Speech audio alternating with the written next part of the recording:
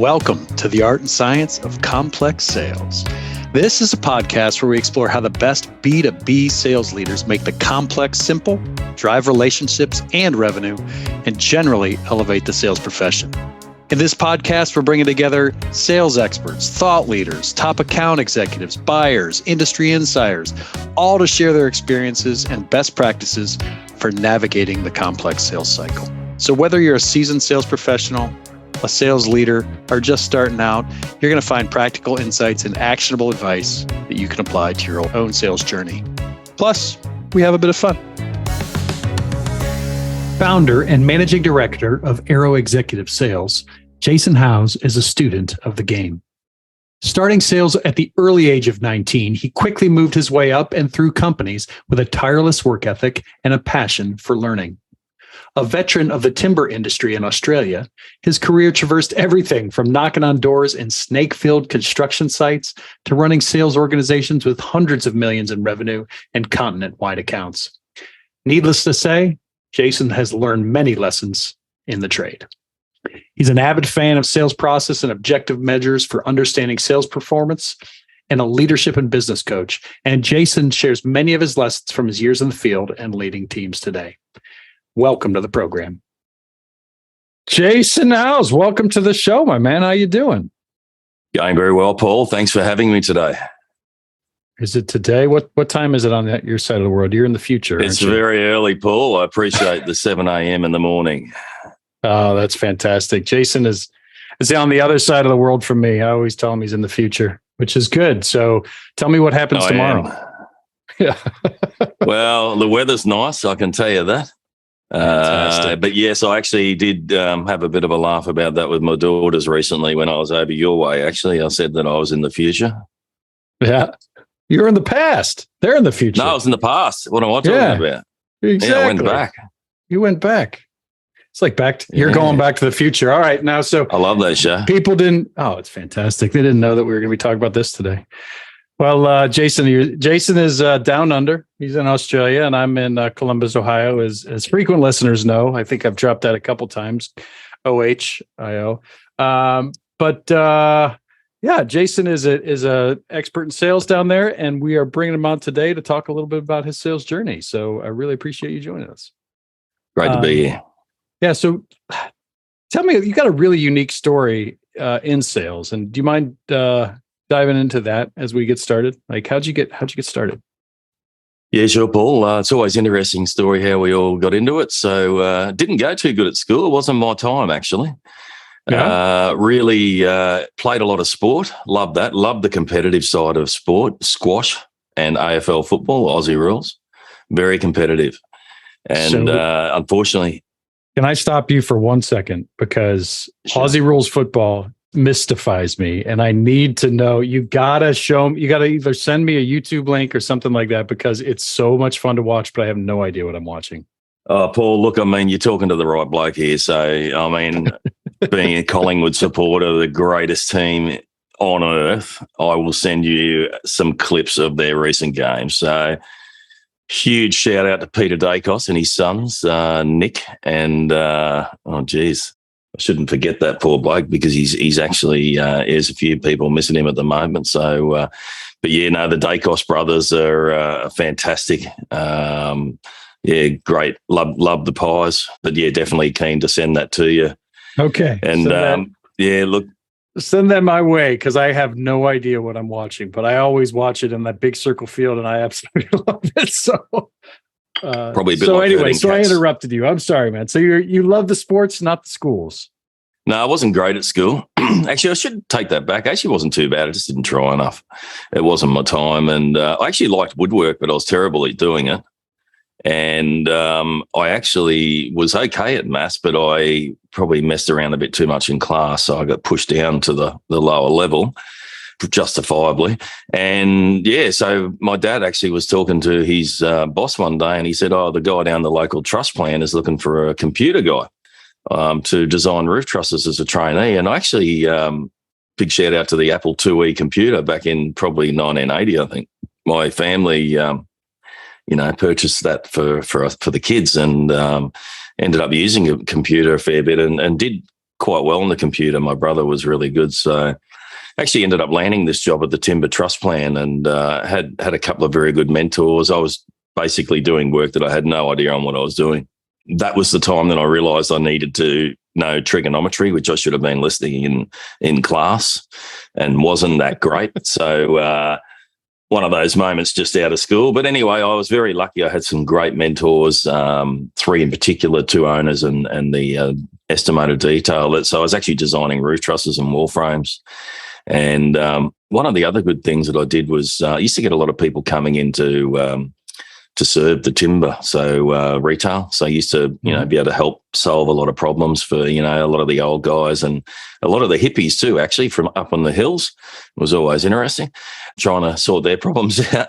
So, but yeah, ended up falling into an external sales role in my local area when I was 19. So that was very early. And the builders, because I played local footy, they put me in charge of the local builders. And yeah, look, I really embraced it from a very early age. And I think I might have mentioned this story before. If I won a project with a builder, I'd go and hammer the sign in the ground, it was like, like I've won, and That's it awesome. really, my mates hated it, but I was like, I'm doing this, man. I'm celebrating.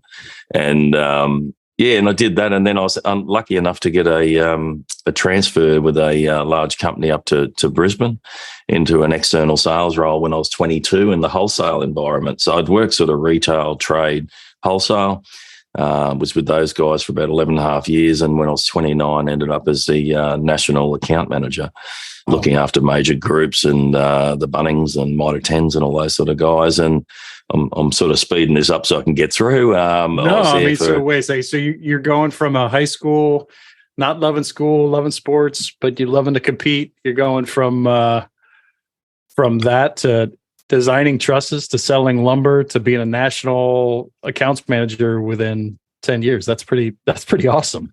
Yeah, I didn't expect it. I did do a traineeship in sales and merchandising. I did do a diploma in marketing because I wanted to know more about it in that time. But yeah, then I was approached to, with Hine, it was a great company, been around for about 145 years, one of the largest sawmillers in Australia and very good breeding ground. Did a lot of door knocking, got given a very ordinary list of clients. But you know what? I think that was the best thing for me. I see way too many salespeople, unfortunately, get handed a very good list of clients. My boss at the time, Peter Hine, he said, "Howsy, you got a couple of good ones here, but you got some real average ones as well."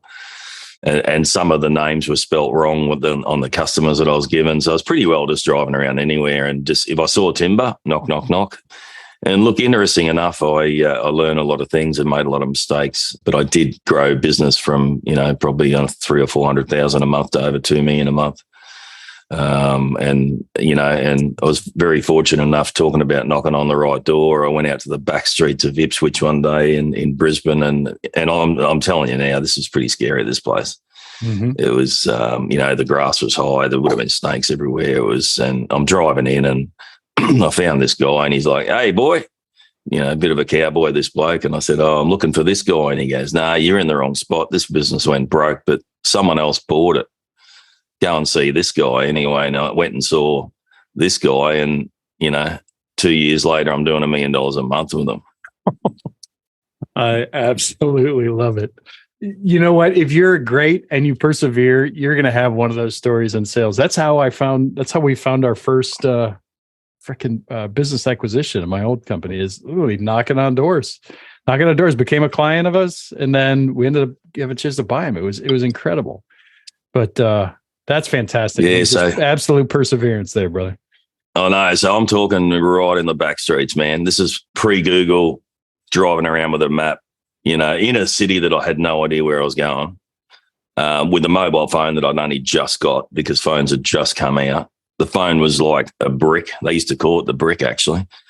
And it's funny to talk about this stuff because, but I think, you know what, honestly, I think this is stuff that's really good because you're right. It's that perseverance and I had no idea who I was seeing. And I just thought, you know what, I've got the time, I'm going out and bang, $100 million a month. And they're still a huge client for Hine these days. So, I mean, I'm talking like 25 years of business. So the business that has come from that and that relationship that I started is massive. And I'm proud of that, even though that business itself sort of has disintegrated a little bit, but the people that were in that business have gone into other businesses that still deal with Hind. That's the way it sort of works these days. Yeah, and then I was looking after the Bunnings account nationally as well, which is a bit like your Home Depot. So being 29 and heading into the Melbourne city and going to the head office it was quite overwhelming. I do remember, by myself, it was, and I'd been in sales still for a while, but at 29, I was like, wow, this is like a bit of a next level here. Mm-hmm. And the old building that it was in, the lift used to go up. So anyone that knows Bunnings and been dealing with it for a long time, the lift would go up to the level and then it would come down a bit. It'd settle down. So it was sort of like a bit of a weird sensation when you got to the level and you walked out. But I was quite lucky. The timber buyer was an older guy, and I knew my timber, obviously from working across that retail trade, manufacturing, wholesale arena. So I did have a fairly good understanding, but I've always been a bit of a lucky guy, Paul, and I used to drive a lot of my family crazy. But when there was two big companies over here, one was BBC Hardware, one was Bunnings, and if anything, you would have thought BBC would have bought Bunnings, but Bunnings bought BBC. So overnight, there was an opportunity of where, wow, like I've just landed in this key account role, and now, things are happening. And, I pressed the acceleration button, and pretty well we went from 5 million to 35 million a year or something like that within a few years. Yeah. So and back then that was a lot of money. Yeah. Yeah, no, it's a lot of money now. Jeez. So how do you do that? How do you keep track of that type of growth and keep your head on straight and keep your customers straight? Like, especially at that time, right? You're not dealing with massive CRMs or anything like that. I mean, no CRM. Excel. I was lucky. I was okay on Excel. And it's an interesting question because I love that part of my job. That was probably the time of my life in that position. And Hind had just gone to Melbourne as well. So they were only in Queensland, New South Wales, and they'd gone to Melbourne. And, we had a really good team. We had a lot of branches, about 12 sites, I think, back then. And the business hadn't really been big with the group accounts. So we were also dealing with, Mitre 10, which is another big hardware chain here, and also big buying groups like Nat Build as well, which was called, I think it was MBSG back then. So we had a fairly good position in the market where people really were looking for another major supplier. So, it was just, I suppose we were there at that moment and we were able to, have those consultative selling approaches where I'd just listen to what the guys were talking about and saying, okay, I could sort of see the shortages of product, and I could see that they were very heavily aligned to particular suppliers. And I just said, look, we're here to help you out if needed. I mean, if you want to shift a percentage of supply our way, I had to go into bat for it because I had to try and get the material, from one segment back into the group account segment. So, we were just, it was a good time. And I think the years of being on the road, I was on the road for 8.5 years, really helped me because I had a really good understanding of what the other guys who I was working with had in their jobs. So I was able to be on their level of what their customers want and their challenges. So after years in the trenches, after driving, on the road for 8.5 years, driving into snake-infested areas, prospecting, it's got to give you a pretty good, managing one of the biggest accounts in Australia. It's got to give you a pretty good vision for what sales is. How has that helped you clear? What is sales when it comes to you and your definition of that? Yeah, look, it's a good question. And at the end of the day, and more recently, I've been even just, reflecting a lot to that. And sales is about helping someone fix a problem and get from one point to the next and being able to, make them more effective or more efficient or, from a timber point of view, it was always like, hey, that production there is the production we have will save you money. You'll be less waste.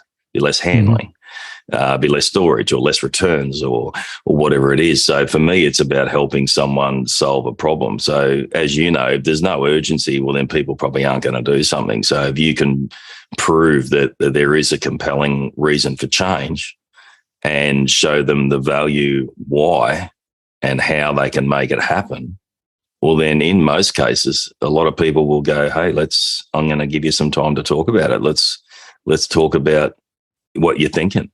And I mean, you're like a doctor, really, aren't you? I mean, you're there to try and diagnose what's happening and then try and prescribe that solution. And I think what you talk about before with snake infested grounds, I mean, when you're on the road and you're out there selling for a long time, it's a hard grind.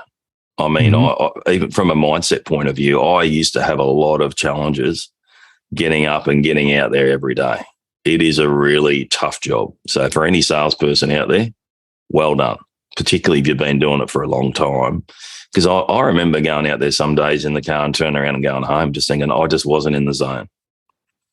It's really tough. And I think that's why, too, a lot of people tend to, head into the office as well. Sometimes it's easy to go, I'll just go in the office. But that then causes people to get comfortable. And they start to do the things that they like doing and things that. So I suppose what I did back then was the hard yards, as you said, taking on snakes. I remember. Do you get water dragons over there and those little freaky looking things? I don't think in Ohio we don't have anything that is named a dragon. Well, people love. They love it over here because, I mean, if you're talking, it's not like Crocodile Dundee stuff I'm talking about here. Yeah. But I mean, I'd be standing at a timber rack down in Ballina, New South Wales. And for anyone that knows Ballina would know there's the old Bunnings store there, but there'd be water dragons everywhere. You'd be standing there and next thing you'd be like, oh, geez, man, you scared me. Then they'd be like, I don't know, they weren't that long, maybe like a foot. Oh, just a foot. Yeah. That's the foot long lizard coming up and scaring you. Yeah, no, I'm not talking about the goanna that we used to see when I was a young bloke. They were like 2 meters, man. Yeah. And goannas run up trees or your leg. But I mean, yeah, like sales guys these days, you can see why. You can see why it's tiring, man. And being on the road all the time is tiring. And I personally, my opinion is that in the future we will end up with less salespeople. Which is happening anyway, but we will end up with better salespeople because businesses are going to have to start investing more in salespeople. Business leaders and business owners need to understand that just having industry experience doesn't make someone a good salesperson. Let's dive into that because I mean you've been through. Just from your journey. I'm hearing perseverance. I'm hearing discovery. I'm hearing, a servant attitude. I'm hearing leadership. I'm hearing putting in the time and the work and the effort and the grind. I mean, what goes into today into a good salesperson? Is it different than when you came up? Or is it the same? Is it the same traits? Well, I'm actually reading your book at the moment from George. It's been interesting reading that. And I think that is Stop Killing Deals by George Brontine, CEO of Membrane. Shout out to George. Here, those of you that have the video, I'm flashing it by the screen. There you go. Yeah, actually, it is a really good book. Yeah. And what I love about the book is that it's short. I'm all for like a quick read. You know what I mean? Even at 3 o'clock in the morning when you can't sleep properly. I think just to go back, so has things changed?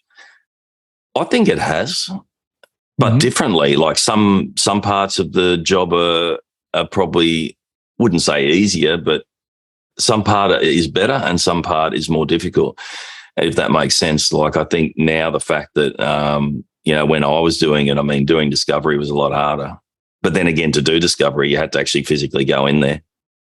Mm-hmm. Discovery for me back then was yellow pages, the phone book, the local paper, word of mouth, and or driving past and walking in and looking around. I've always been a big believer of, if I was out prospecting, and I always used to say this to my sales guys, you always walk in the wrong way, or you accidentally walk through the back entrance to the shed and you're like, oh, sorry, I've never been here before. I don't know where I'm going. Oh, mate, who's the best person to talk to? How's it going? And I would find out so much stuff before I even got to the office. And sometimes I'd be like, people would get a bit agitated, but I'm like, sorry, I've never been here before. That was my discovery. And I think you've got to have a good memory, because you need to be able to visualize all that stuff when you're walking in. So it's like, you're on the look, everything you're seeing is like tick, tick, tick. But today, I think because the internet is so open, the fact that you can actually do too much discovery sometimes, because as you know, a lot of people don't want to do the actual activity, but they'll be comfortable doing the discovery. And they won't press the button to go to the next level. And that's probably to make a phone call or book an appointment. Guilty as charged a little bit myself. Sometimes I think it's, you do have to take action. And obviously, but then again, so now you can probably get too much information. Back then you couldn't, but at least back in, the olden days, I'll call it, because it was, at least you got to meet the customer a lot earlier. You're actually face to face more. Now it's a bit more difficult. It can be Secret Service, but I still do get out there and I did some cold calling last year, actually, just parked the car and walked down the street. It was awesome. Yeah, I loved it. Good brush the cobwebs off. Yeah, I did that. It was summer in Tucson, Arizona. I had a sales job with Alpha Graphics print shops, as my dad was a former franchise owner, and then I got connected with an Alpha Graphics there, and it was it's hot down in Australia too, but it was only it was between 115 to 120 every day, walking the streets and dropping in to drop off business card samples. I mean, that was it, just knocking doors, right? Knocking doors. But those tips and tricks, walk in the back door, that's brilliant. That's an absolute brilliant way to do it. I would always walk in and ask for a cup of water because that's what I needed. And everybody was you just go the sympathy, mate. That's a good one. Yeah. Do you have a water cooler? Because I'm sitting there, I'm a 20-year-old kid. I'm sweating through my shirt. And it's like, but it was the easiest way to just sit there and start having a conversation with somebody. And it was, but those ways, it's interesting because while those ways aren't, I just judged a sales contest in Idaho. And there was two kids that one of them, and both of them were door to door. They were still door to door salespeople. One of them sold Cutco knives. They still go door to door. But the lessons they learned there and were the other one was pest control. So he started door to door pest control. The lessons they learned there about staying in the moment, persevering, not giving up, just getting after it. It is absolutely a different challenge today, because today a lot of times you're at home, right? You're in front of a computer and it's like you have a million other things that you could be doing. You think that's it. It's not easy to keep the discipline that you need to keep cranking, keep moving. Oh, especially when the fridge is like a couple of meters away, mate, you duck in for a bit of a snack or something shiny walks past, or, it's, it is. They're all different challenges, really, aren't they? It's different times, but to me, it's like the same base skill set. When you go in and how do you help? So today you're dealing with a completely different buyer set and working with, you're dealing with CEOs of companies, right? And you're helping them craft their sales teams. What are you coaching them on? Like, how do you diagnose what somebody needs and get their sales team up to par? Like, what are some of the things that you work on to do that? Yeah, well, I suppose the big part, Paul, as you know, is that every business is different. I mean, I'm dealing with businesses that do 5 million turnover and the ones that do 300 million turnover plus. So, I mean, it's and some have been around 5 years, some have been around 50 years or 100 years in some cases. So, and I suppose that's, I'm an Australian partner with the Objective Management Group, which has got a very close association with Membrane. And I had someone say it to the other day, I won't do any work with anybody, without disrespect, unless we use the Objective Management Group assessments and sales evaluations for their team. Mm-hmm. So I want to know, without bias, what's going on. Where are they at? Who's in the right role? Who's not in the right role? What needs to change? What are they saying? What are they not saying? Who are they targeting? Who are they not targeting? So, I mean, I love the tool and OMG. I think it's one of the best things that I've ever seen. And my objective as a business owner was to bring the best tools for my clients and for my business. So, I mean, I love it that I'm sitting there, last night watching a bit of TV, which I don't do too often. And in the background, I'm still working because there's assessments coming through from OMG, We've got about 3 or 4 recruitment jobs on at the moment. But yeah, for us, it's about, removing the bias, because everyone's got their own bias. I'm talking to a number of CEOs at the moment. It's like, let's have a look at where you're at. A few companies have been turning sales teams for salespeople over the bottom half of their sales force, and also as well here in Australia, like most countries, with COVID, they've been booming. So I mean, now it's starting to clear a little bit. The markets are still strong in the segment that I operate in, but there's starting to be a few questions about whether the sales team can get them to their next level.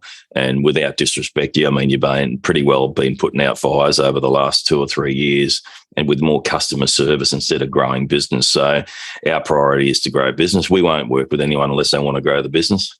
Because that's what I love doing. That's my passion. So yeah, for us, it's about understanding where they're at, and then looking at where they need to get to and how we're going to get them there. And normally, as I say to people, it's like you're here right now, and then whatever we do is going to make a difference. And I'm here, so I pretty well partner with our clients for probably between 6 and 12 months. But I do have one client I've been working with for about 3 years.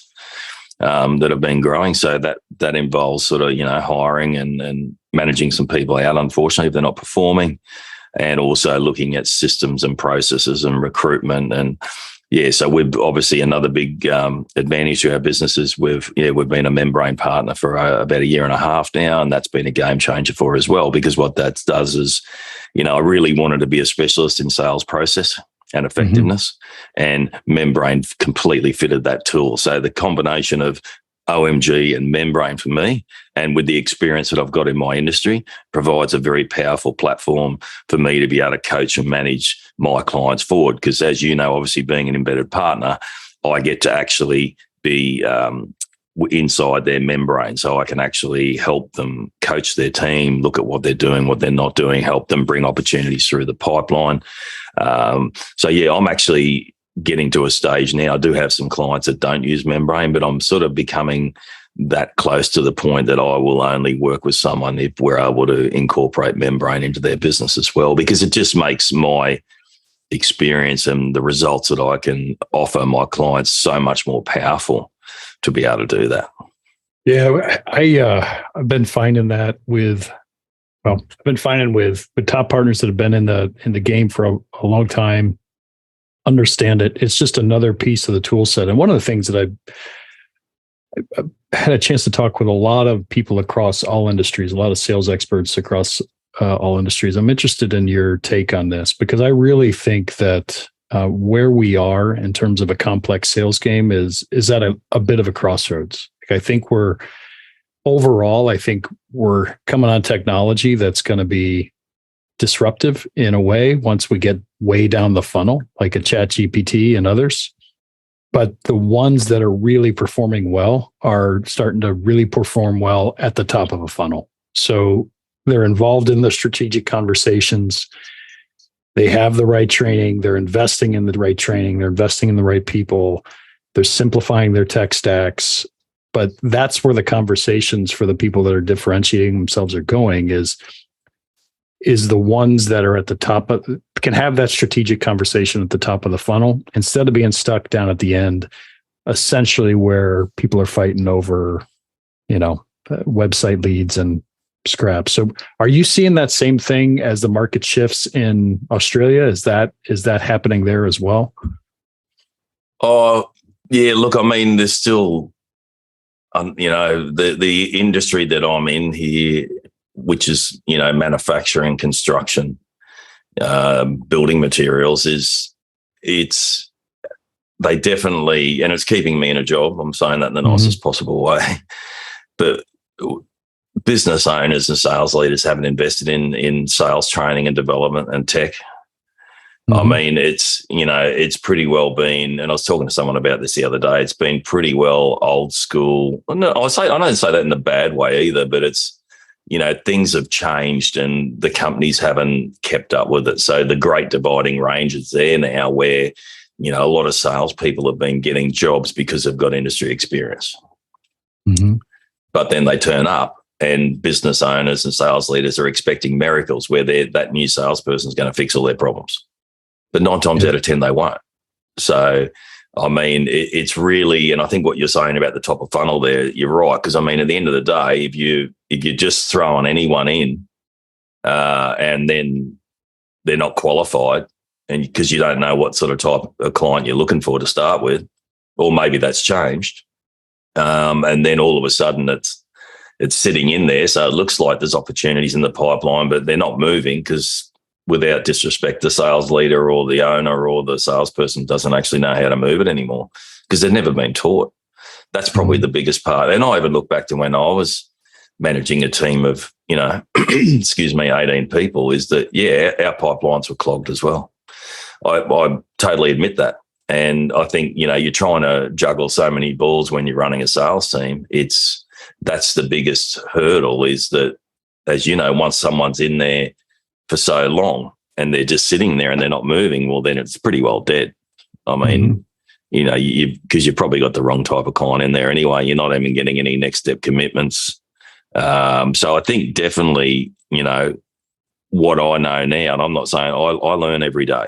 That's why I'm reading the book, man. I'm learning every day because I love it. And but I think a lot of salespeople have hung the boots up on learning and their development, and I think that's why things have sort of got to change, because you can't just expect that.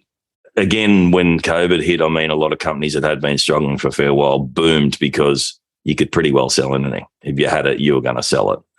But those days are again starting to dry up a little bit. So yeah. Yeah, no, and I think that the people that are really, really investing in that talent and training right now are and so I think you're in the perfect spot. Glad you're working there. Glad you're working with OMG and with Membrane and diving into these companies. I think you're going to help take a lot of them forward. I know you already are, but how do people find you, Jason, if they want to get a hold of you? I'm on the Membrane Partner website, so I've got my landing page there. You can find me there, or on LinkedIn. I'm fairly active on LinkedIn, or you can reach out to Paul, and he'd be happy to pass on my contacts. Again, I do love working with the Membrane team. A huge shout out to yourself and Nate. I do a lot of work with the webinars, and also Marky and Jen, and even Henrik's been chipping away with some help with me trying to develop some new things. So for my clients, as I said, I really value the partnership that we've got, and I think that's what really drives me to help my clients as well, is being able to introduce them to new technology and new areas that can really help their business. And when I say really help their business, I mean fast track their business like a lot, you know what I mean? And I think it's easy for people to get caught up and, I'm too busy to do this, I'm too busy to do that. Well, that's where we help. I mean, we take that off your shoulders. If you want to integrate a new CRM, and if you want to build some really good processes and systems, well, we can help you do that. And you don't have to it's not all on your shoulders. You know what I mean? And I think that's the part that I love about Membrane. It's like, okay, you're now part of the family, and we're gonna help you get better. So as I said, I really appreciate what you guys do for me. We appreciate the heck out of you too, man. So I would love working with you. I love the fact that we get to talk Aussie footy. So you're gonna have to send me that video, or at least a couple, so I know the rules a little bit. Yeah, I felt terrible. I feel terrible. I forgot Josh Dacos's name because that's terrible. So yeah, no, Josh and Nick Dacos, man. I'll show you some footage. You'll love it, Paul. But I do, been really good to catch up with you, and obviously I met you guys over in Boston as well. So that was pretty cool. That was awesome. It was awesome. Loved it, and can't wait till next year. So, with that, any final words of sales wisdom for anybody that's listening? Be in the moment. Be a good listener. Yeah, stop talking so much. Always say, use pauses and silence to your advantage. Ask a good question. Go silent. And listen, because I think a lot of opportunities pass that salespeople are not in the moment, and that is my biggest area for improvement. I've always had a very active mind, and sometimes it's raced off, and sometimes it's caused me some issues. So that would be the number one. And just try and help people. If you're just selling because you need the commission, well, then you got a problem. All right, stay in the moment, listen hard, help people. I love it, Jason. You're doing all three, and I really appreciate the time. Everybody, with that, we are going to close out the art and science of complex sales today. Keep shining bright and have an amazing day wherever you are. Talk soon. All the best. Thank you. Thank you so much for listening to the art and science of complex sales. This podcast is sponsored by Membrane and our partners from around the globe. Here at Membrane, we believe that B2B sales is at a crossroads. Due to decades of quantity-based prospecting, information overload, and really a shift towards efficiency over service and pitching over leadership in sales, customers are saying enough is enough. They're tuning out average performers and choosing to take most of the buying journey on their own. This results in up and down sales results, forecasts that are all over the place, and salespeople that are half committed due to the fact that they're having poor results and they have an inability to truly connect with customers. We believe the road successful companies are taking to combat this is threefold.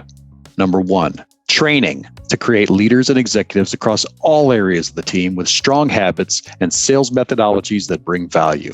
Number two, technology. Technology that focuses and helps a salesperson succeed and reinforces great habits, rather than wasting their time on filling out fields for reporting or wasting their time on spamming customers that have no interest in ever buying. Third, talent. And I'm talking about talent that's empowered and emboldened to make a difference for their customers and their companies. So where are you on that journey? Membrane and our network of partners across the globe are here to help and to elevate the sales profession. We streamline critical technology by combining CRM, training and enablement, and more into one seamless platform. We drive best-in-class methodologies through our partners. They provide the top thought leadership methodologies and resources from across the globe. And our collective efforts are dedicated to recruiting, training, coaching, and empowering, and measuring the habits of the top teams in the world to ensure success. Join us at membrane.com to learn more. And thank you so much for listening.